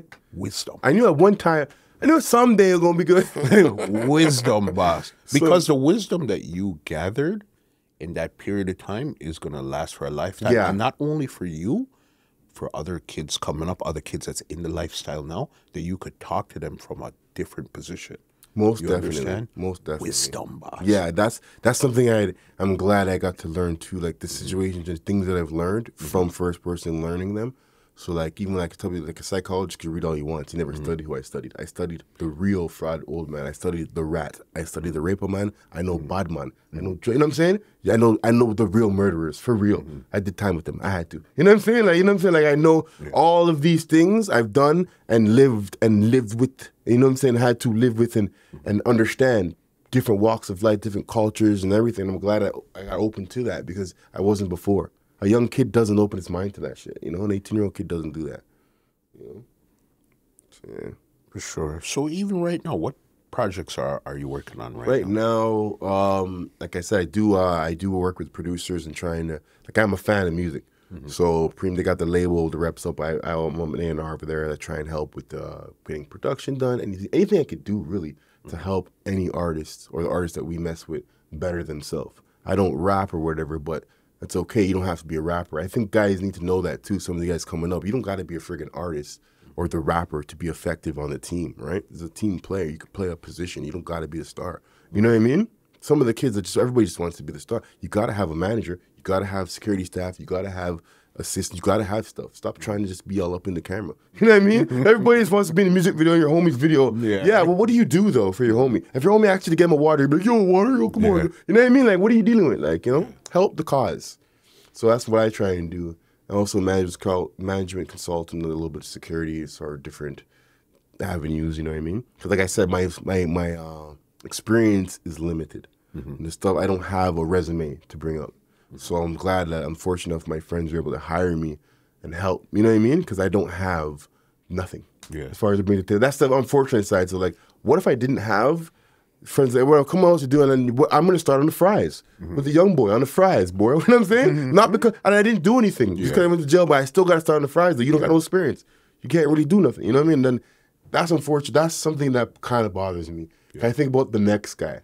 What are they going to do? They're going to like, well, that's not cool. Not everybody is as fortunate to come out and fall into a situation that's favorable for them. Yeah, there's guys that like do less time, and you know what I mean. Like this guy, it's hard. That's unlikely. It's unlikely you go into to have success after coming out of that situation. It's unlikely, or any type of. It's unlikely. That's all I can say. Mentally and financially, whatever. It's unlikely.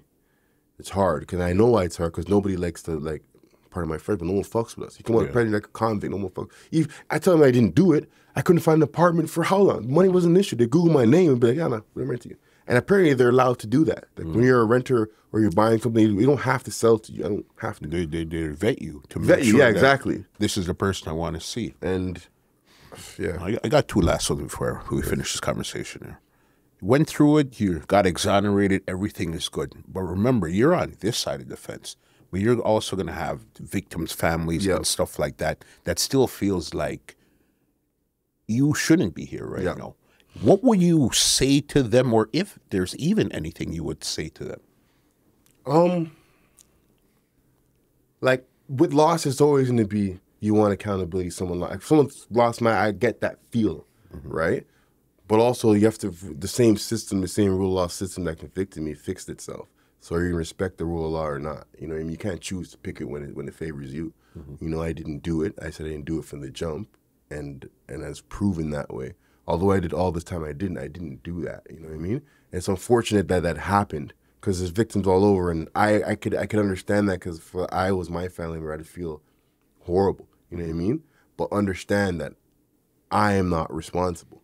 I literally am not responsible. I went through the system. I'm not the guy. You know what I mean? I'm just not. So you shouldn't look at me or even my co-es as anything. They're not.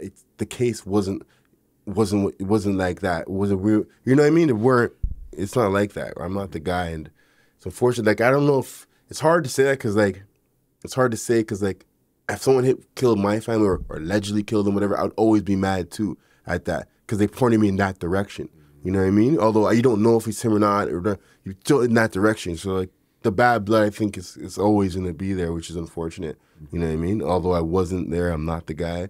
Still, it's hard. You know, because I'm a bit ignorant too. If you'd kill my brother, or allegedly kill my brother, or whatever the case is, I'm still going to be mad. Yeah. But now as a man, I can understand. Okay, the rule. I wanted to watch the case. That's what I would want to do. I want to go to court and listen and make my own. You know what I mean? That's what you should do. Because anybody that went to court and listened will know. You will know. If you went to court and listened, you'll know the truth. You know. I don't think there's nobody on this planet that went to that trial and thinks that I am guilty of this crime. Trust me. You know what I mean? So yeah. Crazy boss. Your mental health now. Yeah. All right? Because again, you're in the streets. Tough. Yep. Yeah, we don't cry. We'll just smoke some weed, drink something, or whatever. How has your mental health been from the start of the ordeal to even right now, sitting in this chair right now?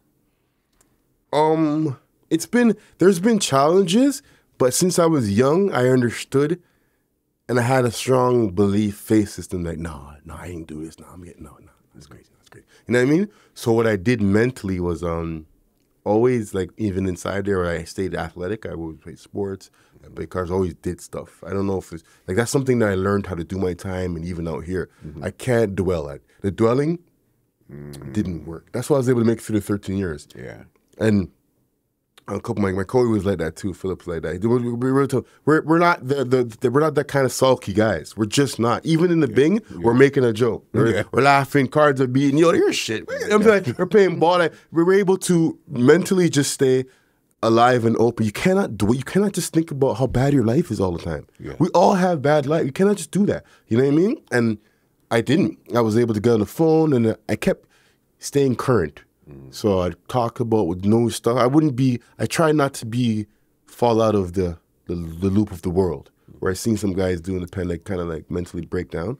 Stayed loose, stayed active. I talked to officers, because they're still current. Yeah. So you gotta, you know what I'm saying? You talk and on the road, same thing. You gotta stay. I think my mental health did good because I stayed basically out of jail. I don't know if I can explain that to you guys, but that's how I stayed one foot in, one foot out. Your body was in there, but I had mine out there. I was up on everything. And my girl I talked to, I was hearing new music. I talked to the guards. I kept social. I kept moving and thinking. We had basketball tournament, like I said, at the committee. So I was like able to entwine myself into making this, that, doing shit. I wake up today, I got to work out. I got shit to do. My day is done. I'm tired. I wasn't in there thinking about, yo, man, sit down like this all day. Yeah. Think about going home. That day is long. Your day is long. I'm coming in now. I gotta do this. We'll play some hoops, make some food. You still have in your mind that I'm going home, but you're not sitting down, waiting for the door to magically open. Oh my God, you're gonna kill yourself. That's when you're going crazy. When people sit there and think or blame the world, my girl's not answering. Guy, guess what? You've been in jail 7 years. People on the road have things to do. They're not going to always answer. Stop it. Grow up, bro. Do your time, bro. They don't have to do your time free. I've seen guys that did their time like this. Bro, that poor girl, poor person on the other end of the phone. You know what I mean? Yeah. Do your time like a man. You know what I mean? Go there. You can't. That's not their problem. Accountability. You know what I mean? Right. Even if you did, what if didn't do it, didn't do whatever the case is, their life out there. You can't be mad at them for living their life out there and not answering your calls and not doing it through or whatever the case is. That takes a big man to think and to even not only think it, but to say something like that also. Like I did it. I was the guy like, fucking answer. I did it. But now I'm out here, I'm like, bro, like, guy, they got kids. They got grocery store, I'm doing them. It's just not able to do that. Yeah. You know what I mean? I cannot facilitate your little needs in there. I cannot. You know what I mean? Like, I used to have guys throw a little bit of weed over, whatever, all kind of stuff. That kind of stuff. And they're not answering me. Yeah, but dudes got older and shit. The guys got kids. That's a kid. You know what I'm saying? Like, Preem got his kid big. I came over, I seen this kid, I was like, whoa. Yeah. I was like, holy fuck, guys are, like, life is really, you know what I mean? Like, you can't be calling bothering people, man. People got shit to do. You know? It's not like before. Yeah. And that's what some of the young guys need to understand. Yo, you're 20, cool. But when you're 35, 40, it's not going to be the same. It's not. You have things to do. You got to take your kids to school. You got to do your own. It's not the same, fam. You know what I mean? They don't see that. I didn't see it. Yeah. But you're going to see it. You know what I mean? The movement right now, you're happy. It's going in a couple of years and then, but slowly you'll see, homeboy, thing's pregnant. Yo, he's not moving the same no more. Yeah. You call him, you come outside. He means he's not moving the same. You might have all been on the road and you might have separated because of life, period. That's how it goes. Yeah, this is how it goes. This is how it goes, you know? Yeah. Mr. Wisdom. Excellent conversation, brother. Oh, man, no problem. Anytime, bro. Go way back. Come on, bro. And the thing with it, it's, again, to see it through your eyes, how you see it and how open you are to talk about it, especially if you could save somebody else from going through what you went through. Exactly. That's what it's about. Like, that's what it's about. Knowing that there's, like, this doesn't work. Right? I'm not saying don't do it. I can't be the guy telling you don't forget. Don't. I wish you wouldn't. And if you're doing it, figure out. Don't be like me. I didn't know what I was doing. I just wanted stuff. I didn't even know where I was going, what my goals were, my plans were, and I got mushed up for that. You know what I mean? So you need to get in and get out. It's not a career. That's my main point. Yeah. Please don't make it a career. Yeah. They want to check you out online. They want to follow you up or anything. Leave some social handles or whatever. Yes. I'm at OVO Dracula. You know what I mean? I used the OVO because of the whole October thing. I got to explain it. I got arrested October 1st, 2004, and I got released, freed up October 5th, 2017. Yeah. So, like, October's very own is just, right? What are the right? So just walk the path you're supposed to walk, you know what I mean? And it'll be all right, you know what I mean? My guy. Brother. Excellent conversation. You understand? Great to see you also. Oh, man, you know what I mean? We covered a lot. And I'm glad that we got to cover it. And I hope some people are going to really sit down and listen to your experience so it doesn't become their experience. Exactly. It's completely unnecessary. Yeah. Thank you, man. Let me give you an outro, get you out of here. Well, ladies and gentlemen, this is Muscle, and this has been another Two Line Music Hut's Entertainment Report podcast, and we are out. This podcast is brought to you by www.twolinedmusichut.com.